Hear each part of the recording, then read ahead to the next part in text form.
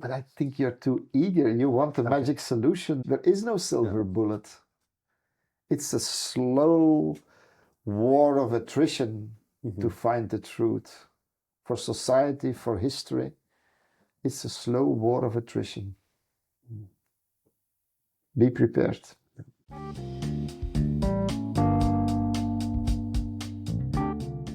Welcome to Hunter's War. My name is Hunter, and this is a podcast about the intersection of war and society. My guest today is Rudi Vranckx, a highly respected Belgian journalist and war correspondent with decades of experience reporting from conflict zones around the world. Rudi is a well-known name, face, and voice here in Belgium, known for his insightful analysis and human storytelling. Our conversation touches on his experiences as a war reporter and his views on the current geopolitical instability, a time when the old order has gone and the new is yet to be born. If you have questions or suggestions, my email is hunter@hunterswar.com. I hope you enjoy.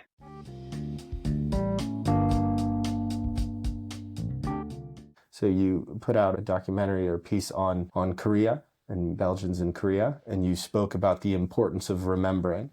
And I wanted to understand why you feel it's important to remember involvement in past conflicts. It is important. I'm an historian to start with. So for me, history is never gone. Yeah. It's always there. And to understand history is to understand the present. You have to take it, and it has everything from now has its roots in the past. And especially for wars, we can learn a lot about it. There is now quite some ideas flowing around that says that what is happening now in the world is because you're now dealing with a generation of people, but especially of politicians, who don't have no remembrance of the war, who have no recollection of what was going on. Otherwise, for example, somebody like Donald Trump and his people, his advisors, wouldn't destroy the construction of cooperation in security matters and in peace that were constructed after World War II. So so you have this, they say it's about after 70 or 80 years you get a new generation. There's some ideas flowing around this thing. For me, Korea was, I started with it because we have a lot of remembrance about Second World War. But what happened afterwards, there's quite some, conflicts going on, and each conflict for me has its roots in the time frame it started, or the time frame, the way the world was constructed at that time. For example, Korea was in the Cold War, the beginning of the Cold War, where the world was on the brink of an atomic and nuclear war without really realizing what was the result of it. It was the first hot war in the Cold War. Yeah. Maybe the only real hot war in the Cold War. And my idea started to do this because in time of COVID, all these people, old people especially, they were gone. They were gone. They were dying. They were very vulnerable. So I thought, oh my God, we are losing the memory. We are losing our own history, our oral history. So I started to look up from who is still there, because people don't remember here even that there was a Korean War in the first place, that Belgium fought in the Korean War, just like a lot of other Western nations, against what was then Soviet Union, China, Northern Korea. So I thought, I have to find them, and I have to collect their testimonies. So that's what I did. And then I wanted to embed it in the broader context of the Cold War. What was the time? How did it exist? How did it started? How did it finish? And because for me it's always a lesson about today also. So I wanted to make the connection with how South Korea is today. Obviously, I couldn't enter as a journalist North Korea. I would have liked to. I would have loved to, but it was not allowed. So how is this Korea today? And how this war affected what is happening now? So this is the first stage. The next one I want to do is, I'm already started the research and already made 2 interviews. with people who fought in the post-colonial wars in the Congo, which for Belgium was a big issue. Yeah. Yeah. So I wanted to look for, or I'm starting to look for, trying to connect with old paratroopers who fought in the 60s and the 70s in the post-colonial wars. Yeah. And also some mercenaries, because this was a very dirty mixed war, where there is privatization of war and thing. And to make the broader context is in the 60s and the 70s post-colonial. So then maybe we'll see. Later on, if that is finished in 1 or 2 years' time, I will move on to the post-Cold War, like Yugoslavia, yeah. which is also.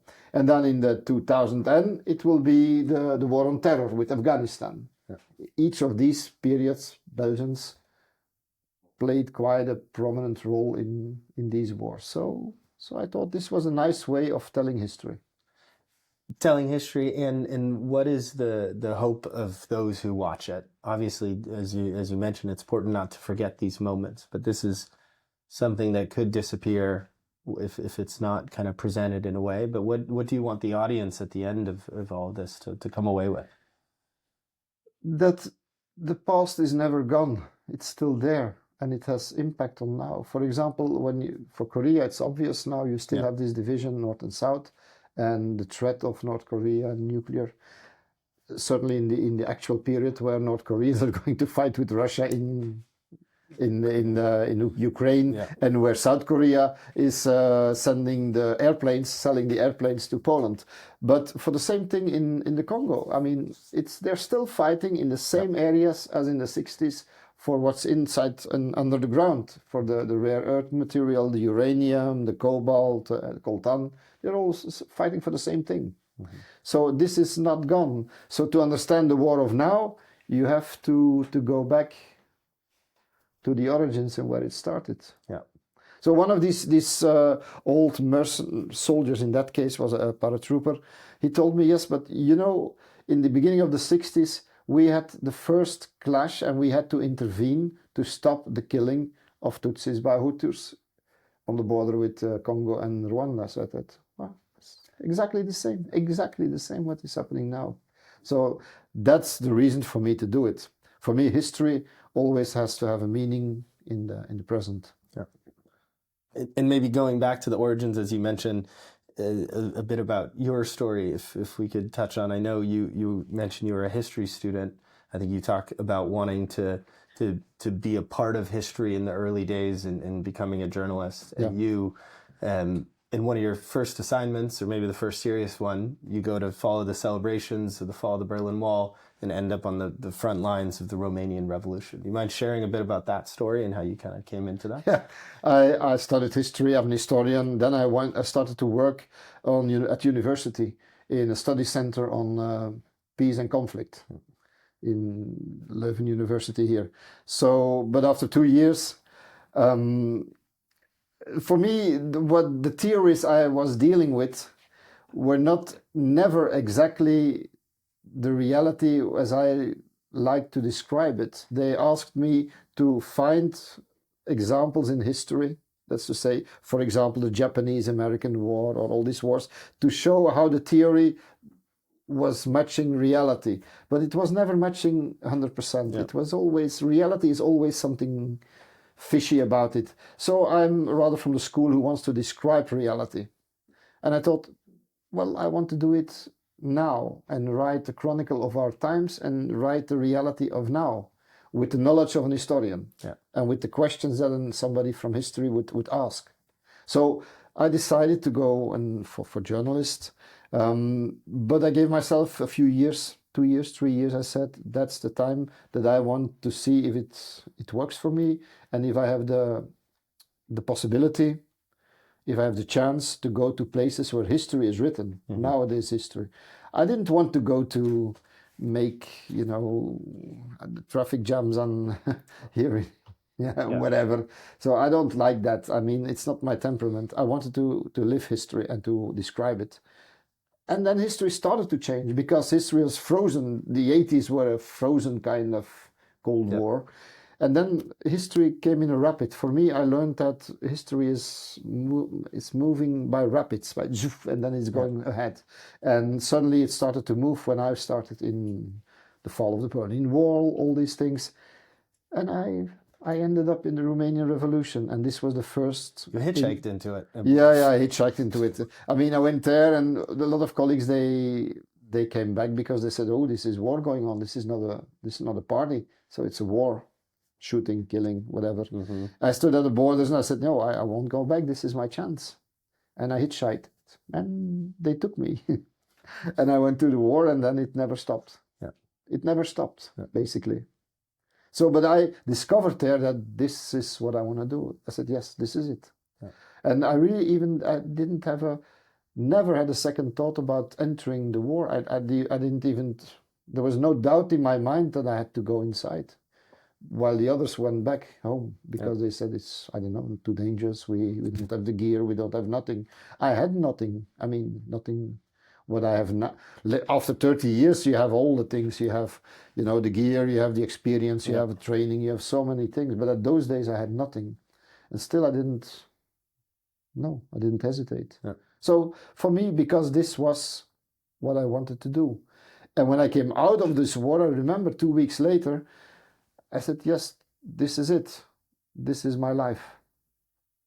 Et voila. But I had the fear that, yes, this is my life. And I thought, but history is over. And so you had Fukuyama who said, the end of history. I said, oh my God, I just found it and then it's finished already. It's a bit of weird thinking. I hope you don't misunderstand it, but then of course, he was so wrong. It didn't end. 30 years later. It's still moving and moving faster. We are in one of these rapids of history, which are very dangerous times, fascinating times. Mm. May I quote Gramsci? It's an old Italian communist, leftist, historian kind of guy who was in the prison of Mussolini. Yeah. Well, and he said the old world is dying and the new is not there yet. And in the meantime, there are monsters coming. Yeah. I'm afraid this is the exact description of our times. Mm-hmm. And what is your role in that? Because you talk about wanting to present things as they are, but as if we are in times of monsters, what is the role of a journalist within that? Describe it. Put the finger on the issue. Push the sore places. Push where the wound is. The scars are going. Mm-hmm. Describe the scars that you see. And hold a mirror. I think when you're a journalist and an historian, hold also a mirror in front of people. Look, this is what happens when you let things go like they are moving now. Yeah. That's I think very important. For example, you can't ignore, let's say Gaza, what's happening there. 7th of October, they say, oh, this is starting by a big terrorist attack. True. Facts are true. But you have to go back before. This didn't start with 7th of October. I mean, the occupation, at least that of Gaza, started in 1967. Or you can go back further, but let's say 1967. Yeah. So it means 60 years of occupation. That's the start of what's happening in Gaza.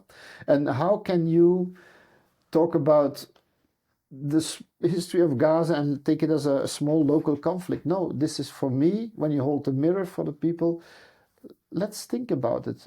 This is evolving into the crime of humanity of the century. Yeah. And then if you start thinking about how victims became perpetrators, there's a rare psychological, a very strange psychological system behind it now. Like people who were victims are becoming perpetrators, and the people who became then again. So it's the same deadly dance between Palestinians and Jews in Israel around this phenomenon. It's very strange, and they don't want to realize it. They don't want to see it. That feels me a little bit of hopeless. So I mean, if you can't see, if you can't look in the mirror, if you don't want to see reality, it's very difficult. Yeah. This is also part of these times between two worlds, the old and the new one. People don't want to see reality. For people, and that's, I think, also for people in it. I'm wondering, for people then watching from Belgium, seeing some of this, you often have people almost say, and they have a fatigue around. Yeah. Let's just grab Israel and Palestine, and part of it, I think, you're not allowed to be fatigued because of the seriousness of some of this. But how do you see that? Someone who says, "I'm just gonna." Yeah, but no, you have to be, you have to feel empathy for, because I feel this fatigue also, Yeah. and sometimes I don't want, for a week or 2 weeks, I don't want to hear it. I'm so, you feel so desperate, so you can't, because you feel you can't do anything about it. So I understand fatigue, and I say, okay, but then you have to find harder to find new ways of explaining to the people what's happening, of plugging into their hearts and minds to get interest, to so that they are interested in what's happening. Mm-hmm. You have to, and I understand that people are feeling this fatigue, but then still, you after some time, you notice that they still have this sparkle. This sparkle comes over each time and again. Like now, I know. I mean, the date is what it is, but with this incident, it's not an incident, this war crime about these 14 people with ambulances who were killed in cold blood. Aid workers. Yeah, people with ambulances. It's medical aid workers. It's according to all the rules, this is a war crime. Yeah. It happened. There were lies. Like in every war, they try to cover up and to lie. Everybody. I mean, not only in this case Israel, also Hamas, I suppose, or everybody tries to cover up. But you can't allow it. Then I feel the same urge again to, you can't cover up. You have to show it. Even if you don't like it, if people are saying, "Wow, let's let it go," no. But it was all my life. I remember even when I was a kid, 12 years, 13 years, we watched TV, or 14 years. I annoyed my mother by never shutting up about things I saw. Yeah. Always confronting. She understood, but she said, "Oh, so tiring. You have to be so tired." Yeah, but you almost have to, because these things continue to happen. I can't do otherwise. Yeah. Because it happens, and because it's shocking, perverting your sense of justice, your sense of this is not right. Yeah. Your moral code. For me, the concept of kind of a moral code, I call it a moral compass, is very important. Mm-hmm. You have to find a kind of your own moral compass in what is right and wrong in war. It's not easy. It's not easy because there's so much lies. There's so much. It's never relative. I mean, there is something absolute, something which without doubt and that is human rights for me. Yeah. After many decades, I am confident that for me human rights is the moral compass. There is no other. What else is there? Yeah. What else is there? Well, we live in a time where it's constantly being attacked and broken. And that makes me sad, and I mean, it enrages me. At the same time, you feel like you are not winning, because even now, then big politicians, they speak about realpolitik, and okay, we know realpolitik exists, but please don't say it. I mean, try to uphold the ideal of justice, because if you don't uphold the idea of justice, international justice, you don't uphold the idea of national justice or nothing. Why should I pay my parking tickets or my taxes if we don't have for me, justice is a kind of absolute idea. Mm-hmm. It's not like about only, you can't say we don't try to make international law respected. Why should I pay taxes then?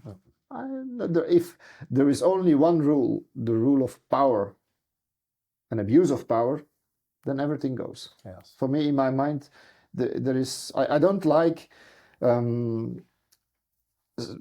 foggy or muddy thinking. I don't like muddy thinking, like as if it's not clear. Yeah. Things have to be clear. Yeah. Maybe I'm a little bit of an autist in that thing.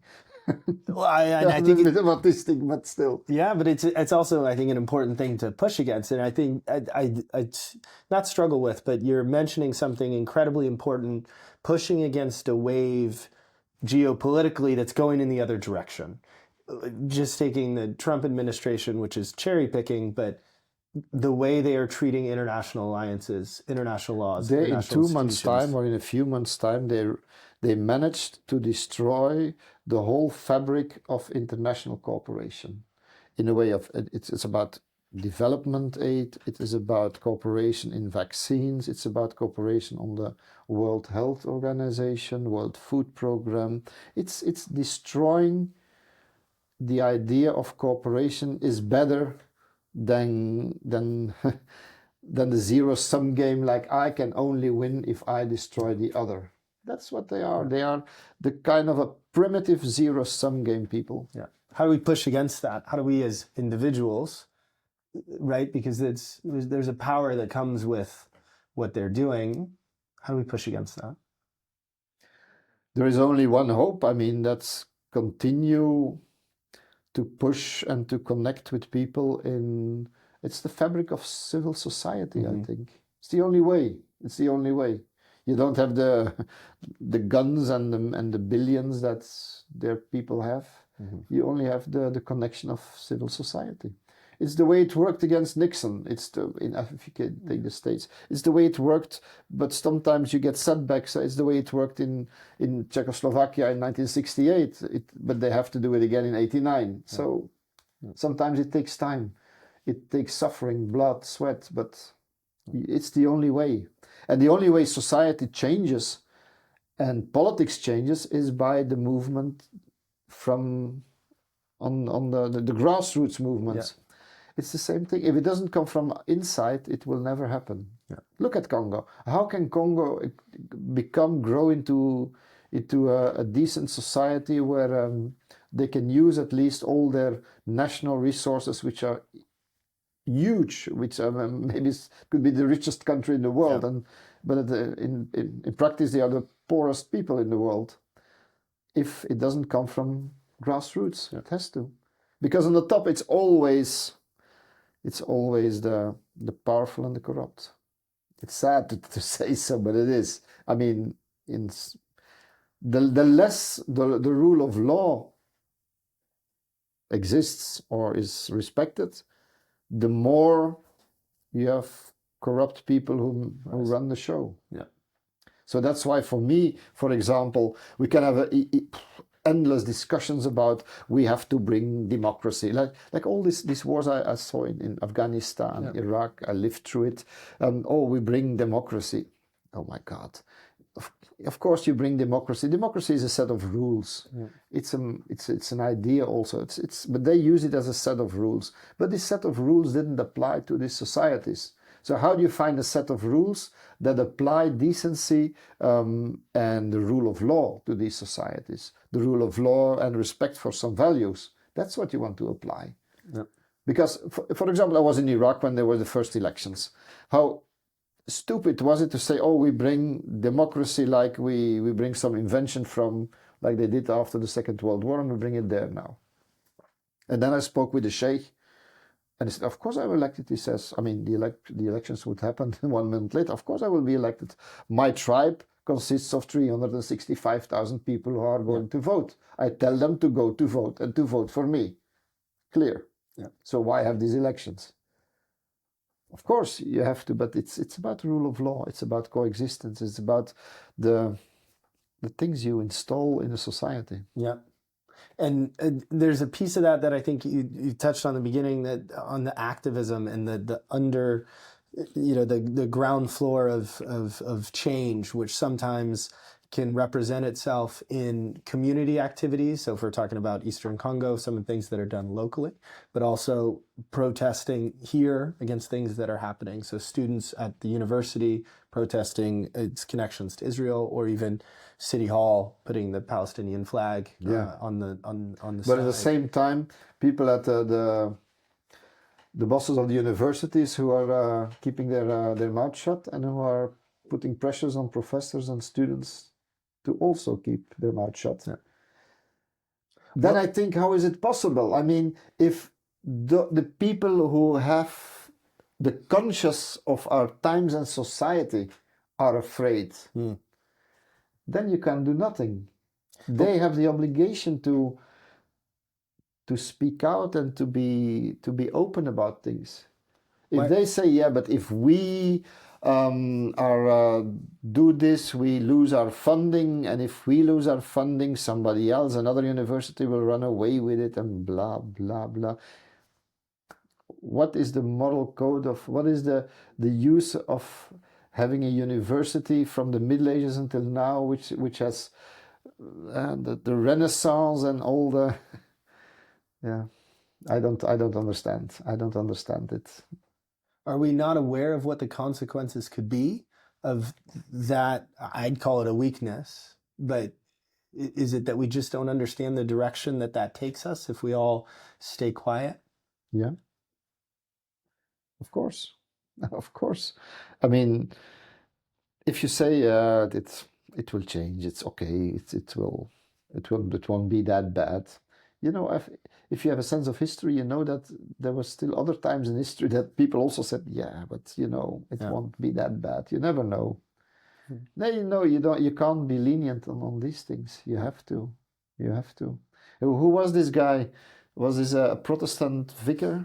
Niemöller, I think. I have to check it out. Yeah. Niemöller, he said, if they came for them, he said, yeah, but yeah. And then if at the end there is nobody to speak out when they come from me, who is the last one? Yeah. Yeah. If it's for the communist, okay. It's for the socialist, okay. It's for the... Yeah. But then it's me. At the end of the day, it's... But we seem to have forgotten that because we're allowing... Apparently, yes. But you have to have very dark times to start understanding. I spoke with some professor, a philosopher from an institute, a big institute, who said, yeah, it has to be, it will be worse before it will become better. Yeah. So that gives me, you know, can you understand that this is the only hope I have? It will get worse before it gets better. It means it will get better at least. Yeah. Well, we people have to make it better. Right? I mean, of course, yeah. I know, you don't have to have defeatism, you know, that think you can't do anything and sit in a corner and wait. You have to speak out. You have to continue to do what you can do. Yeah. How did the apartheid in South Africa changed?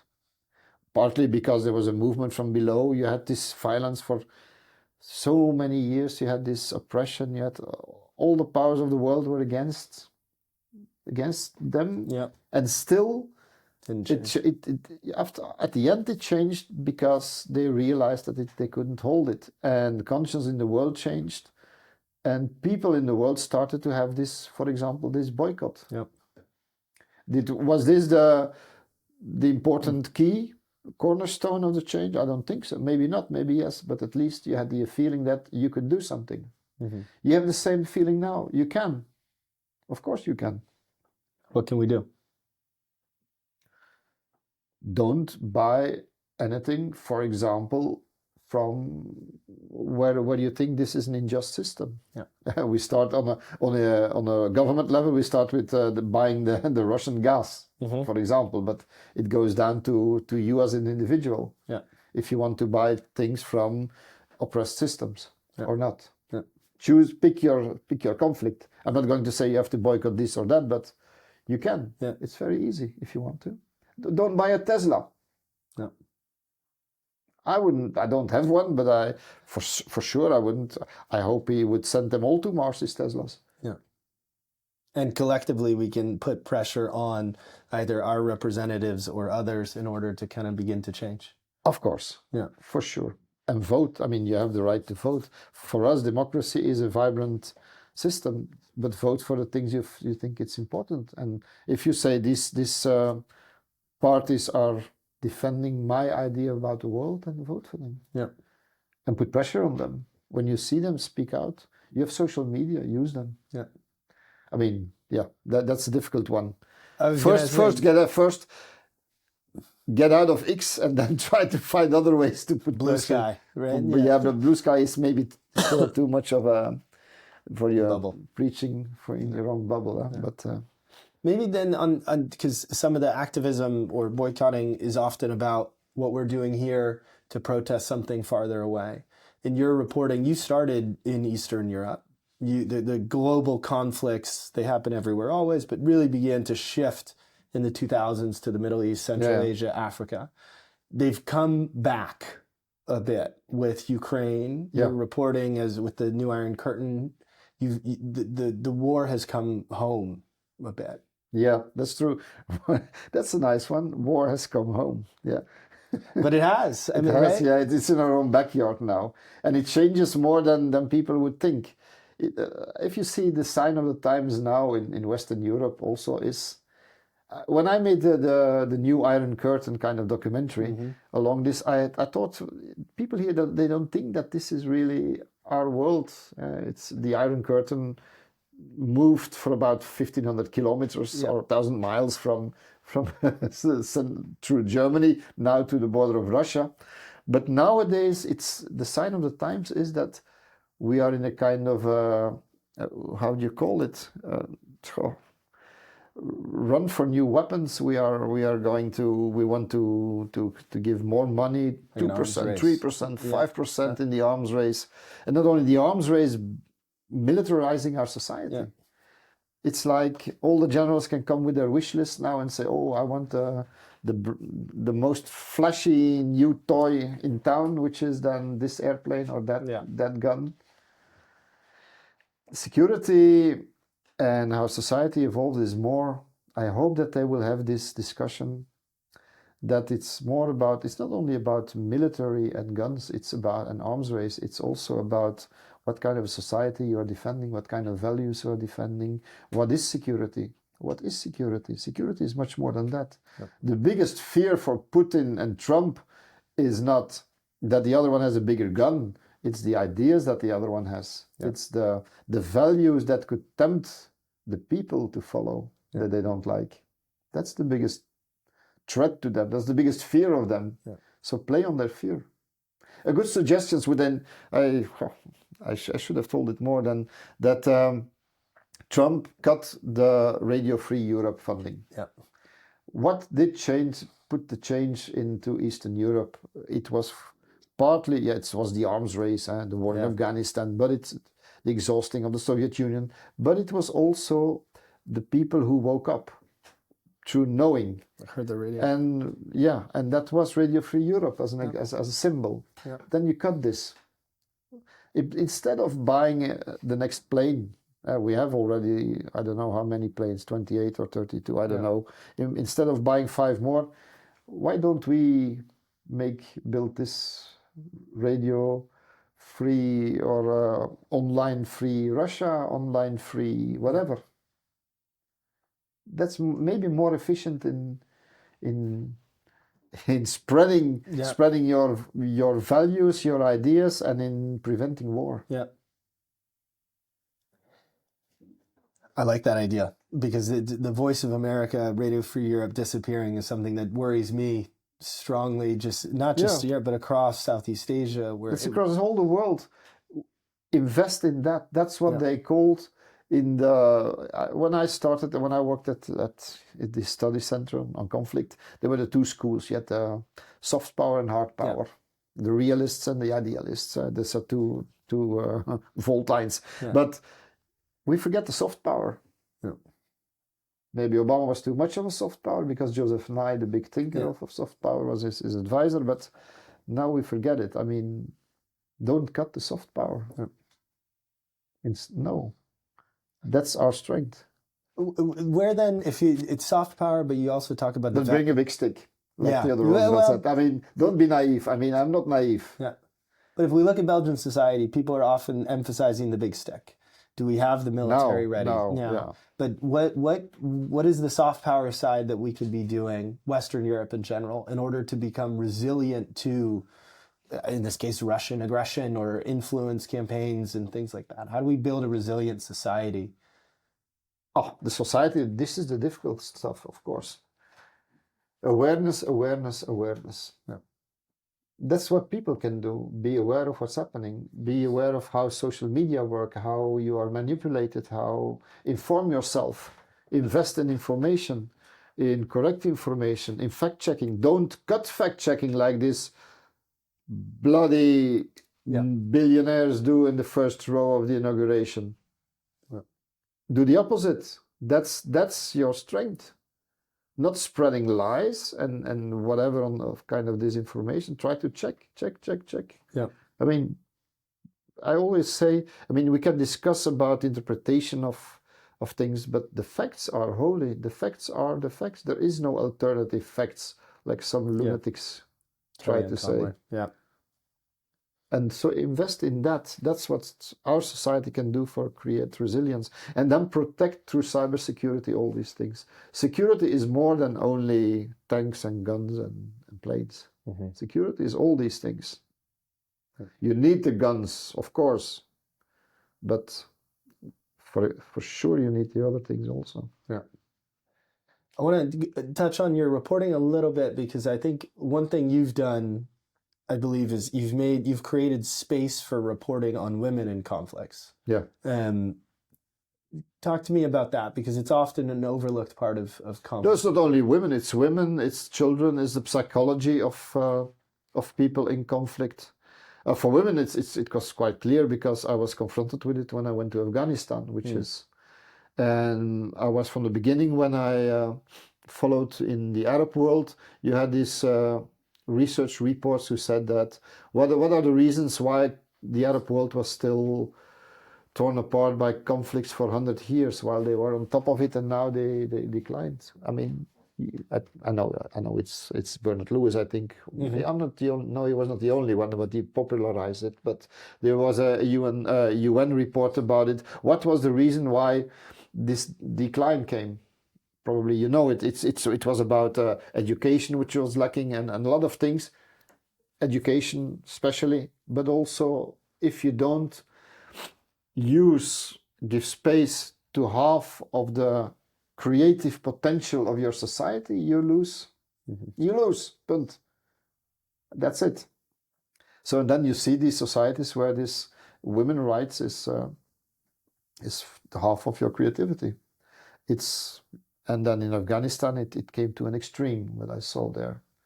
So what I saw there, for me, it's a kind of a laboratory. Yeah? When we try to open it up, you could open it up in the West did a lot of things wrong. They supported corrupt warlords to become ministers and things like that, but they try to do some good things. They try to do good things also. It's not always easy to change a society or to try to change it. But then when you focus on the women's rights in the big cities, and I saw so many schools where now for generations, for 20 years, girls could go to school, learn, hope, dream, try to build a career. It was like oxygen blowing through the classroom. And that was great. And then you see, I went back there when it stopped, and I went back there a few times since the Taliban were back, 1 year, 2 years, 3 years, and then you saw this oxygen being poured out again. And so for me, this women's rights is so important to them. For me, these women who still are fighting in a way of trying to, on a grassroots level, change society, because they have schools now, clandestine schools. These women are true heroes, more than Elon Musk or whoever. Mm-hmm. So that's why I think they have one of the keys. It's not only women, but they have one of the keys in the part of the world that I was dealing with for about 25 years. They have a part of the key in their hands. Yeah. And the same thing applies to us. I mean, in the sense that we have so many blockades in our head. We think, in that world they put on the veil, so they are not thinking. No, that's not true. Because, for example, in Iran, where there's a lot to be said about Iran, most of the students at university are female. Yeah. So people tend to forget. They say, they don't study. No, they can. It's not like Saudi Arabia, or it's a big difference. While the ones is our ally and the other is the good ones and the bad ones. No, the world is much more complicated than that. Yeah. Go to the basics.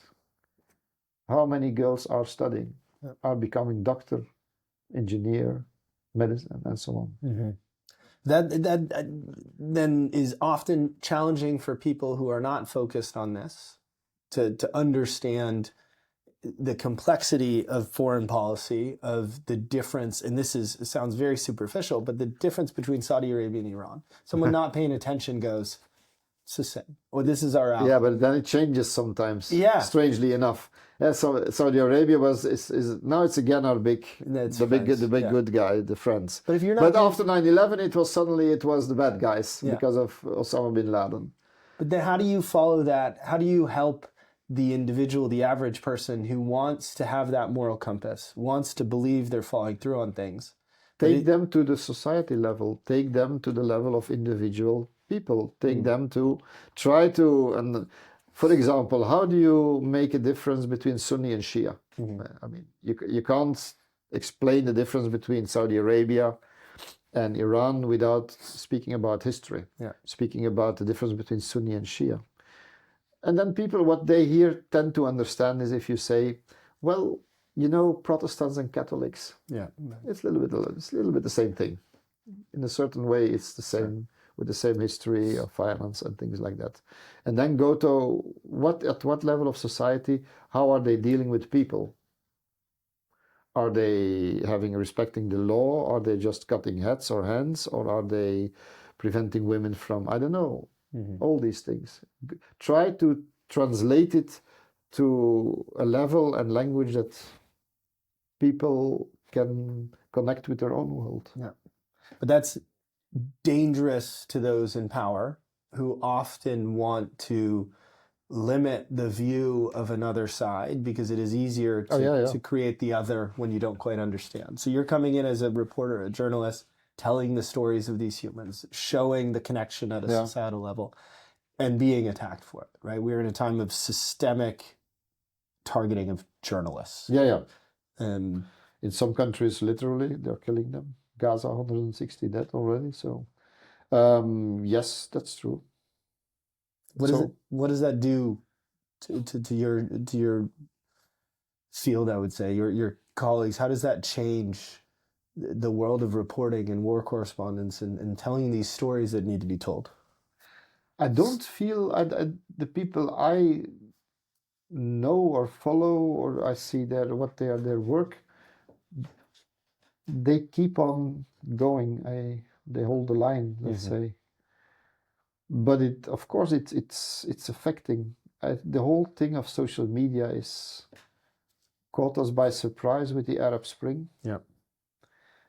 It gave hope. Then with ISIS and Al Qaeda, they abused it, extremism and radicalism, and then the extreme right, and now this kind of make every village great again thing is using it.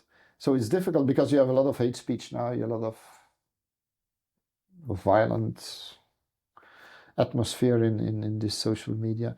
This affects you, but then you have to disconnect. You have to be strong enough to disconnect if you need to. But I feel that's an important one because the amount of battlefield level images on social media. I unfortunately wake up. You mean the images of war? You see, the real this is the front line. I mean, it's in two ways. This social media and all this thing is the front line. You have to keep your own will going to not be affected too much by the hate speech, by everything they try to distort your ways. Let's say, to put some blame on you or in your head some doubt, too much doubt. Okay, that's one thing. The other thing is that the front line is also that you have to find out what is real and what is not real. I mean, to find the facts behind all the disinformation that's flowing around. For me, you have to still have people who go, like the old school say, what I did, go to the front line, go and report, check facts, check the stories, see if it's correct or not. But then at the same time, you have to have the people who are trained and you have to have the fabric of social media people who also go in this direction, who follow you or support your idea of trying to find out what really is going on. The fact finders, the mean checkers. Like the general population, like a Yeah, but Bellingcat no, they style. have to. They are the gatekeepers. Yeah. You need a whole army of gatekeepers. It's not only by the government who's saying we are going to put up some funding for this or that. It's the beginning, but you need an army of gatekeepers for fact checking, for reality, for to protect us against the lies and the distortions. It's not easy, but you need it. You need it. But who are I get worried because those gatekeepers are now Meta, X. It's you. It's the students. It's everybody. Yeah. Be aware. It's in the front line of. I go a lot of now. I went to because they asked to a lot of high schools to give some speech to when they were in their last year. So Yeah. I see them a lot of teachers. They are also the gatekeepers. Yeah. They are teaching their students. Please, don't go only to TikTok to find some recipes to get slim, but it's more than that. They are the gatekeepers. All of these people are the gatekeepers. That's why I'm so disappointed about big guns in universities who try to make a buck out of some things. It's their responsibility. If we are not doing it, if they are not doing it, who will? Nobody will. But then again, we get back to that distance from the consequences of war. And many people who just haven't, there's a generation that doesn't know war in Europe. Yeah. And but now they know because of Ukraine. The last poll was that 60% of Belgian population is afraid of war coming. 60%. Yeah. That's significant. But is it the right sentiment? I'm not sure. I mean, Yeah, you have to know that there is a kind of war already going on. Be aware of the war that is going on. Don't be afraid and like a lame duck because of some apocalyptic war coming. Try to deal with the war that is going on. The war in your mind, the war on the social media, the war about your society and your values. That's the war we have to fight for them. And part of this war is be aware of what is going on in Palestine, in Ukraine, in all these places, in Sudan, in Congo. Yeah. Be aware, make the right choices, support the right people, but fight the war on your doorstep. How do you do that? Inform yourself, connect with people, listen to people, do all the things that you do that strengthens the fabric of society. There were some times the last 20 years while it was very fashionable to deconstruct society. We have all this fabric was, especially in Belgium, it was not bon ton to keep it, so it had to be. It was destroyed basically. No, because it was for the powers at hand. It was more easy to say it's the individual that counts and only the individual. Maybe I was seduced by it also, but it's not true.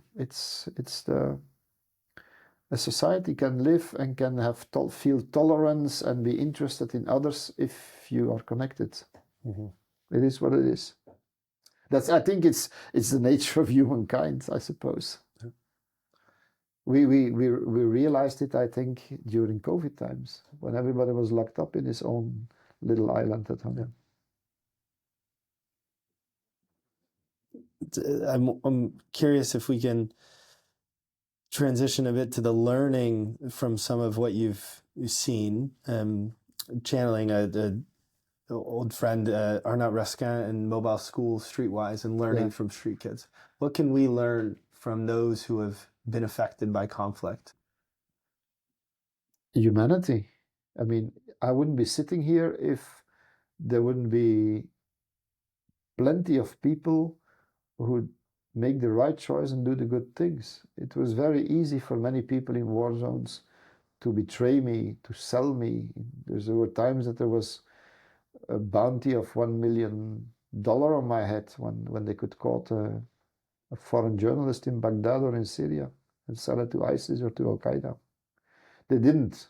Instead, they hide me and they feed me. So that we can learn.